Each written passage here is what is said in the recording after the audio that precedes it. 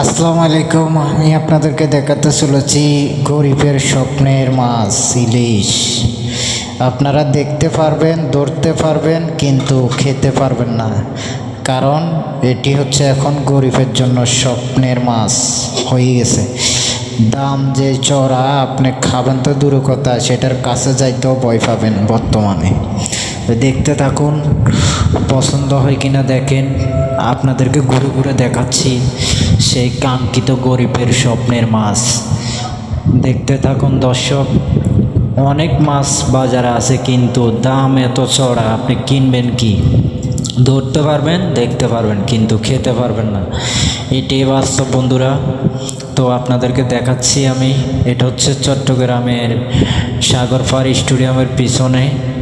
তো আপনারা যদি কিনতে চান আসতে পারেন, কোনো সমস্যা নাই। পকেটে অবশ্যই পকেটে ভরপুর টাকা নিয়ে আসবেন। আমরা পারলাম না, চলে যাচ্ছি, তো রাগ করে। এরপরে আপনারা দেখেন এখানে একটা ভঁ ভঁ করে ট্রেন চলতেছে। ট্রেন আগে দেখতাম বাইরে।